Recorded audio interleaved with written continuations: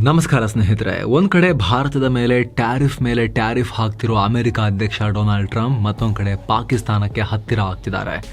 ಪಾಕ್ ಸೇನಾ ಮುಖ್ಯಸ್ಥ ಅಸೀಂ ಮುನಿರ್ರನ್ನ ಬಹಳ ಮುದ್ದು ಮಾಡ್ತಿದ್ದಾರೆ. ಈಗ ಅಮೆರಿಕದ ನರಿ CIA ಕೂಡ ಪಾಕಿಸ್ತಾನಕ್ಕೆ ಎಂಟ್ರಿ ಆಗಿದೆ ಅನ್ನೋ ರಿಪೋರ್ಟ್ಸ್ ಬರ್ತಾ ಇದೆ. ಅಷ್ಟರ ಮಟ್ಟಿಗೆ ಮುನೀರ್ ಟ್ರಂಪ್ ವಿಷಸರ್ಪ ಸರಸ ಸಂಬಂಧ ಗಟ್ಟಿಯಾಗ್ತಾ ಇದೆ. ಆದರೆ ಈ ರಿಲೇಶನ್ಶಿಪ್ ಹೀಗೆ ಇರುತ್ತಾ ಅನ್ನೋದು ಈಗಿದ್ದಿರೋ ಪ್ರಶ್ನೆ. ಯಾಕಂದರೆ ಇಸ್ಕಂದರ್ ಮಿರ್ಜಾರಿಂದ ಹಿಡಿದು ಪರ್ವೇಜ್ ಮುಷರಫ್ ವರೆಗೂ ಯಾವಾಗೆಲ್ಲ ಅಮೆರಿಕ ಪಾಕ್ ಜೊತೆ ಹೋಗಿದೆಯೋ ಅವಾಗೆಲ್ಲ ಪಾಕ್ ಮೋಸ ಮಾಡಿದೆ. ಇಬ್ಬರ ಸಂಬಂಧದಲ್ಲಿ ಬ್ರೇಕಪ್ ಆಗಿ ಅಂತ್ಯ ಆಗಿದೆ. ಹೀಗಾಗಿ ಮುಂದೆ ಟ್ರಂಪ್ ಮುನೀರ್ ನಡುವೆ ಕೂಡ ಬ್ರೇಕಪ್ ಗ್ಯಾರಂಟಿನ? ಪಾಕ್ ಟ್ರಂಪ್ಗೆ ಮೋಸ ಮಾಡಿ ಮತ್ತೆ ಚೀನಾ ಕಡೆಗೆ ವಾಲಬಹುದಾ? ಈ ಹಿಂದೆ ಅನೇಕ ಸಲ ಅಮೆರಿಕ ಪಾಕ್ ನಡುವೆ ಪ್ರೀತಿ ಚುಗುರಿಡೋದು ಆಮೇಲೆ ಬ್ರೇಕಪ್ ಆಗಿದ್ದು ಯಾವಾಗ, ಹೇಗೆ ಎಲ್ಲವನ್ನ ನೋಡ್ತಾ ಹೋಗೋಣ. ಕಡೆ ತನಕ ಮಿಸ್ ಮಾಡಿದೆ ನೋಡಿ ಸ್ನೇಹಿತರೆ. ಪಾಕ್ಗೆ CIA ರೀ ಎಂಟ್ರಿ. ಸ್ನೇಹಿತರೆ, ಆಪರೇಷನ್ ಸಿಂಧೂರ್ ಆಗಿದ್ದು ಟ್ರಂಪ್ ಹೇಗೆ ಪಾಕ್ ಪರ ವಾಲ್ತಿದ್ದಾರೆ ಅನ್ನೋದನ್ನ ನಾವು ನೋಡ್ತಾನೆ ಇದೀವಿ. ಮುನೀರನ್ನ ಎರಡೆರಡು ಬಾರಿ ಅಮೆರಿಕ ಕಳಿಸಿ ಚೆನ್ನಾಗಿ ತಿನ್ನಿಸಿ ಕಳಿಸಿದ್ದಾರೆ. ಮುಚ್ಚಿದ ಕೋಣೆಯಲ್ಲಿ ಬಾಗಿಲು ಹಾಕೊಂಡು ಡಿನ್ನರ್ ತಿನ್ನಿಸಿದ್ರು ಮುನೀರ್ಗೆ. ಟ್ರಂಪ್ ಮಗ ಕೂಡ ಪಾಕಿಸ್ತಾನಕ್ಕೆ ಹೋಗಿ ಕ್ರಿಪ್ಟೋ ಡೀಲ್ ಮುಗಿಸ್ಕೊಂಬಂದ. ಪಾಕಿಸ್ತಾನದಲ್ಲಿ ತೈಲ ಅಗಿತೀನಿ ಅಂತ ಟ್ರಂಪ್ ಘೋಷಣೆ ಮಾಡಿದ್ರು. ಬಲೂಚಿಸ್ತಾನದಲ್ಲಿ ಹೋರಾಡ್ತಿರೋ ಬಲೂಚಿಗಳು, ಸ್ವಾತಂತ್ರ್ಯ ಹೋರಾಟಗಾರ ಬಲೂಚಿಗಳು, ಅವ್ರನ್ನ ಅಮೆರಿಕ ಉಗ್ರರು ಅಂತ ಘೋಷಣೆ ಮಾಡ್ತು. ಈಗ ಇದೆಲ್ಲಕ್ಕೆ ಕಳಶಾಪ್ರಾಯದಂತೆ ಅಮೆರಿಕದ ಗುಳ್ಳೆ ನರಿ CIA ಇದೆಯಲ್ಲ, ಗುಪ್ತಚರ ಸಂಸ್ಥೆ, ಪಾಕಿಸ್ತಾನಕ್ಕೆ ಕಾಲಿಡ್ತಾ ಇದೆ, ರೀ ಎಂಟ್ರಿ ಮಾಡ್ತಾ ಇದೆ ಅನ್ನೋ ಮಾಹಿತಿ ಬರ್ತಾ ಇದೆ. ಭಯೋತ್ಪಾದಕ ಪಿತಾಮಹ ಪಾಕ್ನಲ್ಲಿ ಅದೇನೋ ಉಗ್ರ ವಿರೋಧಿ ಕಾರ್ಯಾಚರಣೆ ಮಾಡ್ತಾರಂತೆ. ಅದಕ್ಕೆ ಅಮೆರಿಕ ತಾನು ವೈಟಲ್ ಸಪೋರ್ಟ್ ಕೊಡ್ತೀನಿ ಅಂತ ಕೂಡ ಹೇಳಿದೆ. ಇದಕ್ಕಾಗಿ CIAನಿಂದ ಗುಪ್ತಚರ ನೆರವು ಕೂಡ ಸಿಗುತ್ತೆ ಅಂತ ಅಮೆರಿಕದ ವಿದೇಶಾಂಗ ಮೂಲಗಳನ್ನು ಆಧರಿಸಿ ಈಗ ರಿಪೋರ್ಟ್ ಮಾಡಲಾಗ್ತಿದೆ. ಪಾಕ್ನ ಹುರಿದು ಮುಗ್ತಾ ಇರೋ TTP, ISKP, BLAನ ಮುಗಿಸೋಕೆ ನೋಡಿ, ಇದರಲ್ಲೆಲ್ಲ ಉಗ್ರರು ಪಾಕಿಸ್ತಾನಕ್ಕೆ ಕಾಟ ಕೊಡ್ತಿರೋ ಸಂಘಟನೆಗಳು ಮಾತ್ರ ಇವರಿಗೆ ಕಾಣೋದು. ಭಾರತಕ್ಕೆ ಕಾಟ ಕೊಡ್ತಿರೋ ಜೈಷ್, ಲಷ್ಕರ್ ಹೆಸರೇ ಇಲ್ಲ, TRF ಹೆಸರೇ ಇಲ್ಲ. ಪಾಕಿಸ್ತಾನ ಕಾಟ ಕೊಡ್ತಿರೋ TTP, ISKP, BLA ಅವ್ರನ್ನ ಮುಗಿಸೋಕೆ CIA ಹೆಲ್ಪ್ ಮಾಡುತ್ತಂತೆ ಪಾಕಿಸ್ತಾನಕ್ಕೆ. ಪಾಕ್ ಒಳಗೆ ಉಗ್ರರು ಒಳನುಸುಳೋ ಬಗ್ಗೆ ಸ್ಯಾಟಲೈಟ್ ಮೂಲಕ ಮಾಹಿತಿ ಕೊಡ್ತಾರಂತೆ. ಅಲ್ಲದೆ ಪಾಕ್ ಸೇನೆಗೆ ಅಮೆರಿಕ ವಿಶೇಷ ಫಂಡ್ ಮತ್ತು ಉಗ್ರರ ವಿರುದ್ಧ ದೊಡ್ಡ ದೊಡ್ಡ ಆಪರೇಷನ್ಗಳಿಗೆ ನೆರವು ಕೊಡ್ತೀವಿ ಅಂತ ಕೂಡ ಟ್ರಂಪ್ ಆಡಳಿತ ಹೇಳಿದೆ. ಸ್ನೇಹಿತರೆ, ಇಲ್ಲಿ ಗುಳ್ಳೆನರಿ CIA ಒಂದು ಕಣ್ಣಲ್ಲಿ ಪಾಕಿಸ್ತಾನಕ್ಕೆ ಹೆಲ್ಪ್ ಮಾಡ್ದಂಗೂ ಆಗಬೇಕು ಅಂತ ಸ್ವಲ್ಪ ಇದೆಲ್ಲ ಮಾಡ್ಬೋದು. ಆದರೆ ನಿಜವಾಗ್ಲೂ ಈ ಗುಳ್ಳೆನರಿ ಪಾಕಿಸ್ತಾನಕ್ಕೆ ಹಾರಿರೋದು ಬೇಲಿ ಏನಕ್ಕೆ ಗೊತ್ತಾ? ಪಕ್ಕದಲ್ಲಿ ಇರಾನ್ ಜೊತೆ ಜಗಳ ಶುರು ಆಗಿದೆಯಲ್ಲ. ಈಗ ಇರಾನನ್ನು ಕಂಟ್ರೋಲ್ ಮಾಡೋಕ್ಕೊಂದು ನೆಲೆ ಬೇಕಲ್ಲ, ಅದಕ್ಕೆ ಬಂದಿರೋದು. ಅಮೆರಿಕಾಗೆ ಪಾಕ್ ಒಂಥರ ಸುಪಾರಿ ಕಿಲ್ಲರ್ ಥರ. ತಮಾಷೆ ಅಲ್ಲ, ನಿಜವಾಗ್ಲೂ ಪಾಕ್ ಸೇನೆ ಅಮೆರಿಕದಿಂದ ದುಡ್ಡಿಸ್ಕೊಂಡು ದಾಳಿಗಳನ್ನು ಮಾಡಿದೆ. ಅಫ್ಘಾನಿಸ್ತಾನದಲ್ಲಿ ಸೋವಿಯತ್ ರಷ್ಯಾ ಓಡಿಸೋಕೆ ಆವಾಗ ಅಮೆರಿಕ ಕರೆದಾಗ ಪಾಕ್ ಓಡೋಡಿ ಹೋಗಿ ಸಹಾಯ ಮಾಡಿತ್ತು. ಅಫ್ಘಾನಿಸ್ತಾನ ಕದನಕ್ಕೆ, ಸೋವಿಯತ್ ವಿರುದ್ಧ ಬಡಿದಾಡೋಕ್ಕೆ, ಆಮೇಲೆ ಈ ತಾಲಿಬಾನಿಗಳನ್ನು ಹೊಡೆಯೋಕ್ಕೆ ಆವಾಗ ಪಾಕಿಸ್ತಾನ ಬೇಕಾಗಿತ್ತು ಅಮೆರಿಕಾಗೆ. ಬಾಡಿಗೆ ಕೊಲೆಗಾರರ ಥರ ಯೂಸ್ ಮಾಡಿತ್ತು ಪಾಕಿಸ್ತಾನವನ್ನು ಅಮೆರಿಕ. ಅದಾದಮೇಲೆ ಕೆಲಸ ಮುಗಿದ್ಮೇಲೆ ಅಫ್ಘಾನಿಸ್ತಾನದಿಂದ ಜಾಗ ಖಾಲಿ ಮಾಡಿದ್ಮೇಲೆ ಪಾಕನ್ನು ಮೂಸ್ತಾನೇ ಇರಲಿಲ್ಲ. ಉಗ್ರ ರಾಷ್ಟ್ರ ಅಂತ ಇದೇ ಟ್ರಂಪ್ ಕರೆದಿದ್ರು ಫಸ್ಟ್ ಟರ್ಮ್ ಅವಧಿಯಲ್ಲಿ ಪಾಕಿಸ್ತಾನವನ್ನು. ಕೇಳೋರಿರಲಿಲ್ಲ. ಪಾಕಿಸ್ತಾನ ಇಡೀ ಜಾಗತಿಕ ಪಾಲಿಟಿಕ್ಸ್ನಲ್ಲಿ ಅಸ್ತಿತ್ವ ಇಲ್ಲದ ಒಂದು ನಿರ್ಗತಿಕ ಆಗಿಬಿಟ್ಟಿತ್ತು. ಯಾರು ಕೇಳೋರಿರಲಿಲ್ಲ ಪಾಕಿಸ್ತಾನವನ್ನು. ಪಾಕಿಸ್ತಾನ ಯೋಚನೆ ಮಾಡ್ತಿತ್ತು, ಈ ಭೂಮಿ ಮೇಲೆ ತಾನಿರೋ ಜಾಗ, ತನ್ನ ಮ್ಯಾಪ್, ತಾನಿರೋ ಲೊಕೇಶನ್ ಅದೇ ಅಷ್ಟು ದೊಡ್ಡ ಆಸ್ತಿ ಅಂತ ಅನ್ಕೊಂಡಿದ್ನಲ್ಲ, ಎಲ್ಲ ಹೊರಟೋಗ್ಬಿಡುತ್ತಲ್ಲ, ನಮ್ಮ ಯಾರು ಕೇಳೋರಿಲ್ವಲ್ಲ ಅಂತ. ಈಗ ವರದಾನದ ರೀತಿಯಲ್ಲಿ ಇರಾನ್ ಜೊತೆ ಅಮೆರಿಕಕ್ಕೆ ಜಗಳ ಆಗಿದೆ. ಇರಾನಲ್ಲಿ ಅಮೆರಿಕ B-2 ಬಾಂಬರ್ಗಳನ್ನು ತಗೊಂಡೋಗಿ ಸ್ಫೋಟಕ ಹಾಕ್ತಲ್ಲ, ಆ ಮೂಲಕ ಇರಾನ್ ಜೊತೆ ಅಮೆರಿಕ ರಬ್ ಮಾಡ್ಕೊಂಡಿದೆ ಈಗ. ಹಾಗಾಗಿ ಇರಾನ್ ಪಕ್ಕದಲ್ಲಿ, ದೂರದಲ್ಲಿರೋ ಅಮೆರಿಕಾಗೆ ಇರಾನ್ ಪಕ್ಕದಲ್ಲೊಂದು ನೆಲೆ ಬೇಕು.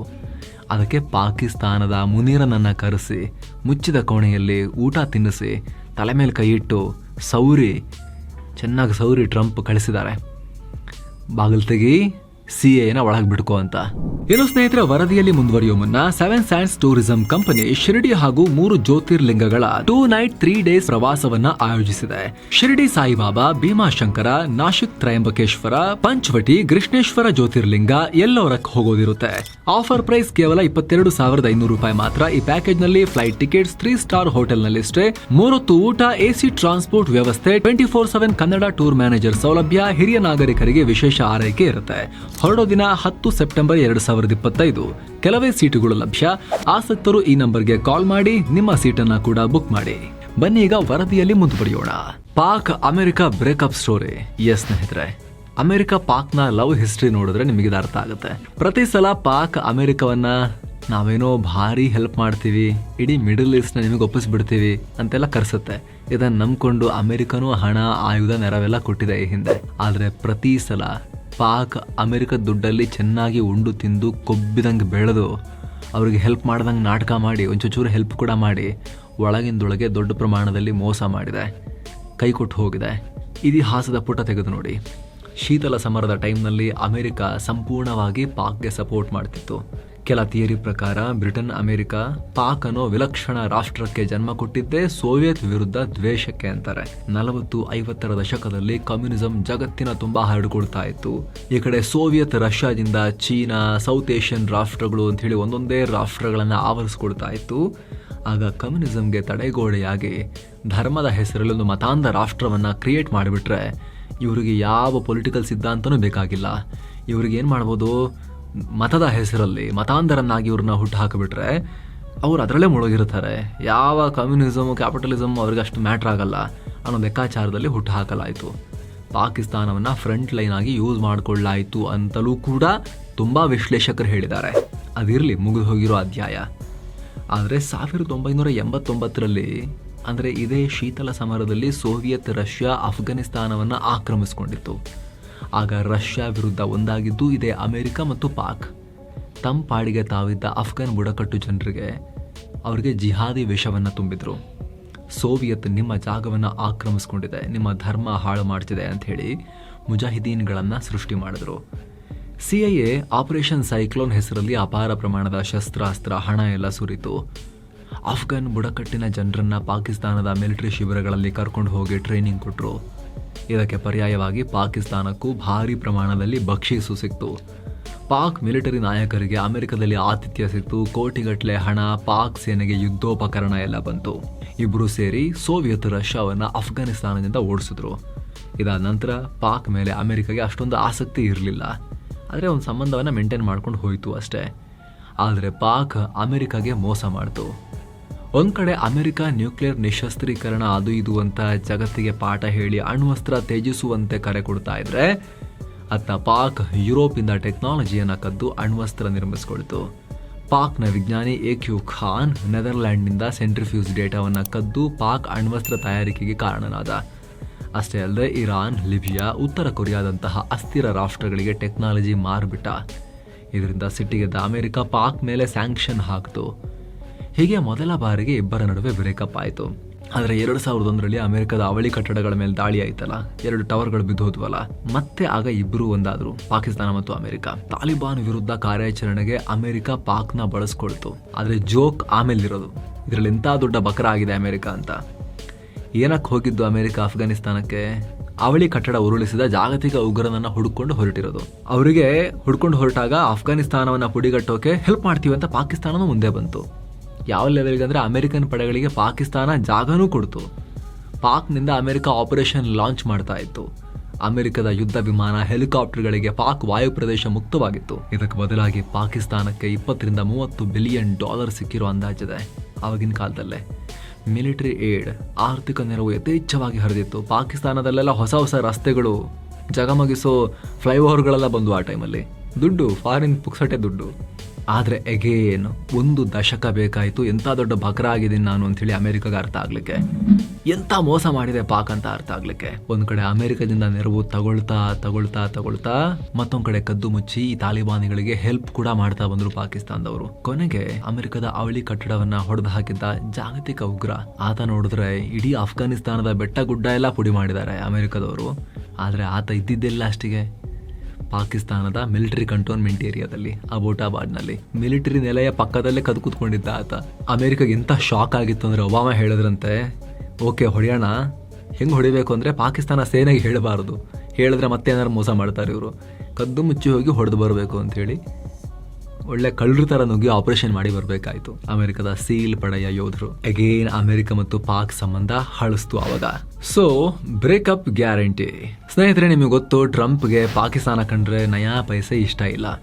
ಮೊದಲ ಅವಧಿಯಲ್ಲಿ ಸ್ಪಷ್ಟವಾಗಿ ಗೊತ್ತಾಗಿದೆ ಅದು. ಈಗ ಕೆಲಸ ಆಗಬೇಕು. ಕಾರ್ಯವಾಸಿ ಕತ್ತೆ ಕಾಲು ಅಂತೇನೋ ಹೇಳ್ತಾರಲ್ಲ, ಆ ಥರ ಕೆಲಸ ಆಗಬೇಕು, ಅಲ್ಲೊಂದು ನೆಲೆ ಬೇಕು. ಅದಕ್ಕೋಸ್ಕರ ಟ್ರಂಪು ಮುನೀರ್ಗೆ ಸವರ್ತಾ ಇದ್ದಾರೆ ಅಷ್ಟೇ ಹಿಡ್ಕೊಂಡು. ಇರಾನ್ ವಿರುದ್ಧದ ಕೆಲಸಕ್ಕೆ ಟ್ರಾನ್ಸಾಕ್ಷನಲ್ ಅಷ್ಟೇ ಅದು, ವ್ಯವಹಾರ ಅಷ್ಟೇ ಅದು. ಆದರೆ ಭಾರತದ ವಿಚಾರದಲ್ಲಿ ಹಾಗಲ್ಲ. ಟ್ರಂಪ್ ತಾತ್ಕಾಲಿಕ. ಟ್ರಂಪ್ ಏನು 1000 ವರ್ಷ ಬದುಕ್ತಾರ? ಆಲ್ರೆಡಿ ಅವರಿಗೆ ಏಜ್ ಆಗಿದೆ, 80 ಹತ್ತಿರ ಏಜ್ ಆಗಿದೆ, 79-80 ಏಜ್ ಆಗಿದೆ ಅವರಿಗೆ. ಜೊತೆಗೆ ಅಮೆರಿಕದಲ್ಲಿ ಜೀವನ ಪರ್ಯಂತ ಎಲ್ಲ ಇರೋಕ್ಕಾಗೋದಿಲ್ಲ. 2 ಟರ್ಮ್, 2ನೇ ಟರ್ಮಲ್ಲಿ ಇದ್ದಾರೆ. ಇನ್ನೊಂದು 2 ವರ್ಷದಲ್ಲಿ ಲೇಮ್ ಡಕ್ ಪ್ರೆಸಿಡೆಂಟ್ ಆಗ್ತಾರೆ. ಅಮೆರಿಕದಲ್ಲಿ ಅಧ್ಯಕ್ಷ 2ನೇ ಬಾರಿ ಗೆದ್ದ ಮೇಲೆ 3ನೇ ಸಲ ಹೆಂಗೂ ಬರಲ್ಲ ಅಂತ ಗೊತ್ತಾಗುತ್ತಲ್ಲ. 2ನೇ ಅವಧಿಯ ಅರ್ಧ ಆದಮೇಲೆ ಯಾರು ಅವ್ರ ಮಾತು ಕೇಳೋದೇ ಇಲ್ಲ. ಸೊ ಆ ಟ್ರಂಪ್ ಏನು ಶಾಶ್ವತ ಅಲ್ಲ. ಟ್ರಂಪ್ ಬಿಟ್ಟು ತೆಗೆದು ನೋಡಿದ್ರೆ ರಿಪಬ್ಲಿಕನ್ ಡೆಮೊಕ್ರಾಟ್ಸ್ ಎರಡೂ ಪಾರ್ಟಿಯಲ್ಲಿ ಭಾರತದ ಬಗ್ಗೆ ಒಳ್ಳೆ ಒಪಿನಿಯನ್ ಹೊಂದಿರೋ ನಾಯಕರಿದ್ದಾರೆ. ಕಳೆದ 20-30 ವರ್ಷಗಳಲ್ಲಿ ಭಾರತ ಅಮೆರಿಕದ ಎರಡೂ ಸೈಡ್ನ ನಾಯಕರು ಬಹಳ ಕಷ್ಟಪಟ್ಟು ಭಾರತ ಅಮೆರಿಕ ಸಂಬಂಧವನ್ನು ಡೆವಲಪ್ ಮಾಡಿದ್ದಾರೆ. ಜೊತೆಗೆ ಇರಾನ್ ಒಂದು ಕಡೆ, ಅದಕ್ಕಿಂತ ದೊಡ್ಡ ಚಾಲೆಂಜರ್ ಯಾರು ಅಮೆರಿಕಾಗೆ? ಚೈನಾ ಪಕ್ಕದಲ್ಲಿ ಅಮೆರಿಕದ ಮಿತ್ರರಿದ್ದಾರೆ. ಕೊರಿಯಾ, ಜಪಾನ್ ಎಲ್ಲ ಇದ್ದಾರೆ. ಅಮೆರಿಕ ದೂರ ಇದೆ. ಈ ಭಾಗದಲ್ಲಿ ದೊಡ್ಡ ರಾಷ್ಟ್ರ ಚೈನಾವನ್ನ ಬ್ಯಾಲೆನ್ಸ್ ಮಾಡೋಕೆ ಅಂತ ಹೇಳಿದ್ರೆ ಭಾರತ ಡೆಮೊಕ್ರಾಟಿಕ್ ಕಂಟ್ರಿ. ಜೊತೆಗೆ ನಿಮಗೆ ಗೊತ್ತು ಪಾಕಿಸ್ತಾನ ಎಂಥ ರಾಷ್ಟ್ರ ಅಂತ, ಎಂತೆಂಥ ವಿಷಕಾರಿ ಸರ್ಪಗಳನ್ನ ಸಾಕೊಂಡಿದೆ ಅಂತ. ಸೊ ಒಂದು ಕುಟುಕು ಅಷ್ಟೇ, ಮ್ಯಾಟರ್ ಆಫ್ ಒನ್ ಕುಟುಕು, ಒಂದು ಉಗ್ರ ದಾಳಿ ಅಷ್ಟೇ ಇದು. ಲಾಸ್ಟ್ ಟೈಮ್ ಯಾವಾಗ ಅವಳಿ ಕಟ್ಟಡದ ದಾಳಿಕೋರ ಅಮೆರಿಕಗೆ ಹೊಡೆದಾಗ ಪಾಠ ಕಲಿತು ಅಮೆರಿಕ. ಸ್ವಲ್ಪ ದಿನ ಪಾಕಿಸ್ತಾನದಿಂದ ದೂರ ಇದ್ದು ಬ್ರೇಕಪ್ ಮಾಡ್ಕೊಂಡಿತ್ತು. So again matter of one attack ಅಷ್ಟೇ. ಪಾಕಿಸ್ತಾನ ನೇರವಾಗಿ ಅಥವಾ ಅದು ಸಾಕೊಂಡಿರೋ ಉಗ್ರರು ಮಾಡೋ ಒಂದು ಕೃತ್ಯ ಸಾಕು ಮತ್ತೆ ಬ್ರೇಕಪ್ ಆಗೋಕೆ ಪಾಕಿಸ್ತಾನ ಮತ್ತು ಅಮೆರಿಕದ ಸಂಬಂಧ. ಜೊತೆಗೆ ಇನ್ನೊಂದು ಇಂಪಾರ್ಟೆಂಟ್ ವಿಚಾರ ಹೇಳಬೇಕು ಸ್ನೇಹಿತರೆ, ಇಮ್ರಾನ್ ಖಾನ್ ಆ್ಯಂಗಲ್. ಇಮ್ರಾನ್ ಖಾನ್ ಇರೋಷ್ಟು ದಿವಸ ಪಾಕಿಸ್ತಾನ ಅಮೆರಿಕ ಸಂಬಂಧ ಪೂರ್ತಿ ಹಾಳಾಗಿತ್ತು. ಅವರು ಪೂರ್ತಿ ಚೀನಾ ಕಡೆಗೆ ಪಾಕಿಸ್ತಾನವನ್ನು ವಾಲಿಸ್ಬಿಟ್ಟಿದ್ರು ಇಮ್ರಾನ್ ಖಾನ್ ಡೈಲಿ ಏನು ಆರೋಪ ಮಾಡ್ತಾರೆ ಗೊತ್ತಾ? ಅಮೆರಿಕ ತಂದು ಹಾಕಿರೋ ಸರ್ಕಾರ ಇದು ಅಂತ. ಆಸಾಮ್ ಮುನೀರಾ ಈತನನ್ನು ಇಮ್ರಾನ್ ಖಾನ್ ಒದ್ದಾಚೆ ಹಾಕಿದರು. ಈತ ISI ಚೀಫ್ ಆಗಿದ್ದ ಫಸ್ಟಿಗೆ. ಆರ್ಮಿ ಜನರಲ್ ಹಾಕಿಂತ ಮುಂಚೆ, ಫೀಲ್ಡ್ ಮಾರ್ಷಲ್ ಎಲ್ಲ ಹಾಕಿಂತ ಮುಂಚೆ ISI ಚೀಫ್ ಆಗಿದ್ದ. ಪ್ರೈಮ್ ಮಿನಿಸ್ಟರ್ ಇಮ್ರಾನ್ ಖಾನ್ ಒದ್ದಾಚೆ ಹಾಕಿದ್ರು ಮುನೀರನ್ನು. ಆವಾಗಿಂದ ಆಗಲ್ಲ ಇಮ್ರಾನ್ ಖಾನ್ಗೆ ಮತ್ತು ಮುನೀರ್ಗಾಗಲ್ಲ.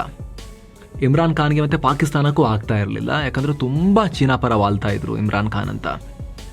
ಜೊತೆಗೆ ಜನಪ್ರಿಯ ನಾಯಕರಾಗಿ ಬೆಳೀತಾ ಇದ್ರು. ಅಮೆರಿಕದಲ್ಲಿ ಜನಪ್ರಿಯ ನಾಯಕರು, ಪೊಲಿಟಿಕಲ್ ಕಂಟ್ರೋಲ್ ಸರ್ಕಾರದ ಮೇಲೆ ಬಂದು ಬಿಟ್ಟರೆ ಮುಂದೆ ನಮ್ದೇನು ನಡೆಯಲ್ಲ ಅಂತ ಅಮೆರಿಕಗೂ ಗೊತ್ತು. ಈ ಎಲ್ಲ ಕಾರಣಗಳಿಂದ ಇಮ್ರಾನ್ ಖಾನ್ರನ್ನ ಕೆಡವಿ ಜೈಲಿಗೆ ಹೋಗೋ ರೀತಿ ಮಾಡಿ ಅಲ್ಲಿ ಪ್ರಬಲ ಎದುರಾಳಿಗಳಾಗಿ ಹೊಡೆದಾಡ್ತಿದ್ದ, BJP ಕಾಂಗ್ರೆಸ್ ಲೆವೆಲಿಗೆ ಹೊಡೆದಾಡ್ತಿದ್ದ ನವಾಜ್ ಶರೀಫ್ ಪಾರ್ಟಿ ಮತ್ತು Bilawal Bhutto party, Pakistan people's party ಮತ್ತು PMLN ಅವರನ್ನು ಬದ್ಧ ವೈರಿಗಳನ್ನು ಜೊತೆಗೂಡಿಸಿ ಅಂಟಿಸ್ಬಿಟ್ಟು ಬದ್ಧ ವೈರಿಗಳ ಸರ್ಕಾರ ಮಾಡಿಸಿ, ಒಂದು ತೊಗಲುಗೊಂಬೆ ಸರ್ಕಾರ ಮಾಡಿಸಿ ಅವ್ರನ್ನ ಕೂರಿಸಿ ಆಸಿಮ್ ಮುನೀರ್ ಈಗ ಅಲ್ಲಿ ಮೇಲೆ ಬಂದಿದೆ. ಆಸಿಮ್ ಮುನೀರ್ ಬಹಳ ಮುಂಚೆನೆ, ಆರ್ಮಿ ಚೀಫ್ ಆಗೋಕ್ಕಿಂತ ಬಹಳ ಮುಂಚೆನೆ ಅಮೆರಿಕದ ಬ್ಲೂ ಐಡ್ ಬಾಯ್, ನೀಲಿಗಣ್ಣಿನ ಹುಡುಗ. After Musharraf next Pakistan control ಮಾಡೋಕ್ಕೆ ನಮಗೊಬ್ಬ ಯೂನಿಫಾರ್ಮ್ಡ್ ವ್ಯಕ್ತಿ ಬೇಕು ಅಂತ ಹೇಳಿ ಅಮೆರಿಕ ಯೋಚನೆ ಮಾಡಿದಾಗ ಮುನೀರ್ ಆಗಬಹುದು ಅಂತ ಅಮೆರಿಕದ ವಿದೇಶಾಂಗ ಇಲಾಖೆ ಅಧಿಕಾರಿಗಳು ಪಾಕಿಸ್ತಾನದಲ್ಲಿದ್ದವರು ನೋಟ್ ಕಳಿಸಿದ್ರು ಅಮೆರಿಕಗೆ, ವಾಷಿಂಗ್ಟನ್ಗೆ ಅಂತ ಉಲ್ಲೇಖ ನಿಮಗೆ ಸಿಗತ್ತೆ. ನಿಮಗೆ ಗೊತ್ತಿದೆ ಪಾಕಿಸ್ತಾನ ಜಗತ್ತನ್ನು ಕಂಟ್ರೋಲ್ ಮಾಡೋಕ್ಕೆ ಬಯಸುತ್ತೆ. ಅವರಿಗೆ ಈ ಥರ ಪೊಲಿಟಿಕಲ್ ಪಾರ್ಟಿಗಳ ಜೊತೆ ಮಾತಾಡೋದು, ಜನರಿಂದ ಆಯ್ಕೆಯಾಗಿ ಬಂದಿರೋರ ಜೊತೆ ಡಿಸ್ಕಷನ್ ಮಾಡ್ತಾ ಕೂರೋದು, ಅದೆಲ್ಲ ರಗಳೆ ಅವರಿಗೆ. ಒಬ್ಬ ಡಿಕ್ಟೇಟರ್ನ ಇಟ್ಕೊಂಡ್ಬಿಟ್ರೆ ಸಾಕು, ಅವನಿಗೆ ಯಾವುದು ಉತ್ತರದಾಯಿತ್ವ ಇರಲ್ಲ, ಅವನಿಗೆ ಯಾರು ಜನರ ಹತ್ರ ಓಟ್ ಕೇಳೋದಿರೋದಿಲ್ಲ, ಅವನ ಹತ್ರ ಹೇಳಿದ್ರೆ ಅವನು ಮಾಡ್ತಾನೆ ಅಂತೇಳಿ. ಈಜಿಪ್ಟಲ್ಲಿ ಫತೆ ಅಲ್ ಸಿಸಿ, ಅಲ್ಲಿ ಮುಸ್ಲಿಂ ಬ್ರದರ್ಹುಡ್ ಅವರು ಇವರು ಅಂಥೇಳಿ ಸ್ವಲ್ಪ ಮೂಲಭೂತವಾದಿಗಳೆಲ್ಲ ಹರಡೋಕ್ಕೆ ಶುರುವಾದರು ಈಜಿಪ್ಟಲ್ಲಿ. ಅಲ್ಲಿ ಮಿಲಿಟರಿಗೆ ಸಪೋರ್ಟ್ ಮಾಡಿದ್ವು ಅಮೆರಿಕ. ಫತೆ ಅಲ್ ಸಿಸಿ ಮಿಲಿಟರಿ ಡಿಕ್ಟೇಟರ್, ಅವರು ಕೂಡ ಫೀಲ್ಡ್ ಮಾರ್ಷಲ್ಲೇ, ಸೊ ಅವ್ರಿಗೆ ಸಪೋರ್ಟ್ ಮಾಡುತ್ತೆ ಮಿಲಿಟರಿ ಡಿಕ್ಟೇಟರ್ಗೆ. ಅಲ್ಲಿ ಡೆಮೋಕ್ರಸಿ ಅಂತ ಆಟ ಆಡೋ ಅಮೆರಿಕ ಈ ಥರ ಕಂಟ್ರೋಲ್ ಮಾಡೋ ವಿಚಾರಕ್ಕೆ ಬಂದಾಗ ಡೆಮೊಕ್ರೆಟಿಕ್ ಗೌರ್ಮೆಂಟ್ಗಳಿಗಿಂತ ಒಬ್ಬ ಯಾರಾದರೂ ಡಿಕ್ಟೇಟರ್ ಇದ್ದರೆ ಸಾಕು, ನಮಗೆ ಓಟ್ ತಗೊಂಡು ಬರೋರು ಸವಾಸ ಬೇಡ ಅಂಥೇಳಿ ಅವ್ರಿಗೆ ಸಪೋರ್ಟ್ ಮಾಡುತ್ತೆ. ಅದೇ ರೀತಿ ಪಾಕಿಸ್ತಾನವನ್ನು ಕಂಟ್ರೋಲ್ ಮಾಡೋಕ್ಕೆ ಜನಪ್ರಿಯ ಸರ್ಕಾರದಕ್ಕಿಂತ ತಗುಲುಗೊಂಬೆ ಸರ್ಕಾರ ಪ್ಲಸ್ ಒಬ್ಬ ಮಿಲಿಟರಿ ಡಿಕ್ಟೇಟರ್ ಸೈಡಲ್ಲಿ ಬೆಟರ್ ಅರೇಂಜ್ಮೆಂಟ್ ಅಂತ ಹೇಳಿ ಈ ಎಲ್ಲ ಸೆಟಪ್ನ ಅಮೆರಿಕವೇ ಮಾಡಿದ್ದು ಅನ್ನೋ ಆರೋಪವನ್ನು ಇಮ್ರಾನ್ ಖಾನ್ ದಿನವೂ ಜೈಲಲ್ಲಿ ಕುತ್ಕೊಂಡು ಅರಣ್ಯ ರೋದನ ಮಾಡ್ತಾ ಇದ್ದಾರೆ. ಇಂಪೋರ್ಟೆಡ್ ಗೌರ್ಮೆಂಟ್ ಅಂತ. ಮುನೀರ್ ಮತ್ತು ಸೇನೆಯನ್ನು ಪಾಕಿಸ್ತಾನದ ಜನಪ್ರಿಯ ನಾಯಕ ಇಮ್ರಾನ್ ಖಾನ್ ಉಗ್ರರು ಅಂತ ಕರೀತಾರೆ ಡೈರೆಕ್ಟಾಗಿ. ಸುಮ್ಮನೆ ಇಂಡೈರೆಕ್ಟಾಗಿ ಅಲ್ಲ, ಡೈರೆಕ್ಟಾಗಿ ಏ ಜೋ ದೇಶದ ಗರ್ದಿ ಹೇ ಇಸ್ಕೆ ಪೀಚೆ ವರ್ದಿ ಹೇ ಅಂತ ಕೂಗ್ತಾರೆ ಇಮ್ರಾನ್ ಖಾನ್ ಮತ್ತು ಬೆಂಬಲಿಗರು. ಅಂದರೆ ಈ ಉಗ್ರವಾದ ಏನು ಕಾಣಿಸ್ತಾ ಇದೆ ನಿಮಗೆ, ಇದರ ಹಿಂದೆ ವರ್ದಿ ಇದೆ, ಅಂದರೆ ಯೂನಿಫಾರ್ಮ್ ಇದೆ ಅಂತ ಘೋಷಣೆ ಕೂಗ್ತಾರೆ ಪಾಕಿಸ್ತಾನದಲ್ಲಿ. ಇದು ಅನ್ಹರ್ಡ್ ಆಫ್. ಇದು ಅಂದರೆ ಕೇಳದೇ ಇರೋವಂಥ ವಿಚಾರ ಇದು ಪಾಕಿಸ್ತಾನದಲ್ಲಿ ಸೇನೆ ವಿರುದ್ಧ ಮಾತಾಡೋದು. ಅದಕ್ಕೇ ಅವ್ರನ್ನ ಒಳಗೆ ಕೂರಿಸಿರೋದು. ಈಗ ಕೇಸ್ ಮೇಲೆ ಕೇಸ್ ಹಾಕಿ ಜೀವನ ಪರ್ಯಂತ ಅಲ್ಲೇ ಮುಗಿಸ್ಬಿಡೋಣ ಅವ್ರನ್ನ ಅನ್ನೋ ಸ್ಕೀಮನ್ನು ಮುನೀರ್ ಆ್ಯಂಡ್ ಗ್ಯಾಂಗ್ ಹಾಕಿದಂಗಿದೆ. ಸ್ನೇಹಿತರೆ, ಮುನೀರ್ಗೆ ನೆಕ್ಸ್ಟ್ ಪಾಕಿಸ್ತಾನವನ್ನು ಕಂಟ್ರೋಲ್ ಮಾಡೋ ಅಧ್ಯಕ್ಷ ಪ್ಲಸ್ ಡಿಕ್ಟೇಟರ್, ಅಂದರೆ ಯೂನಿಫಾರ್ಮ್ ಹಾಕಿರೋ ಅಧ್ಯಕ್ಷಂತರಾಗಿ ಕಂಟ್ರೋಲ್ ಮಾಡೋಕ್ಕೆ ಆಸೆ ಇದೆ ಮುನೀರ್ಗೆ. ಅದಕ್ಕೆ ಎಲ್ಲ ಒಂದು ವೇದಿಕೆ ರೆಡಿ ಆಗ್ತಿರೋ ಥರ ಕಾಣಿಸ್ತಾ ಇದೆ. ಆದರೆ ಆಗಲೇ ಹೇಳಿದ ಹಾಗೆ ಈ ವಿಷ ಸರ್ಪ ಸರಸ ಸಂಬಂಧ ಎಲ್ಲಿವರೆಗೆ ಅಂತ ಗೊತ್ತಿಲ್ಲ. ಒನ್ ಅಟ್ಯಾಕ್ ಅವೇ ಅಷ್ಟೇ. ನಿಮಗೇನನ್ಸುತ್ತೆ ಕಾಮೆಂಟ್ ಮಾಡಿ ತಿಳಿಸಿ. ಮತ್ತೆ ಭೇಟಿ ಆಗ್ತಿರೋಣ. ನಮಸ್ತೆ.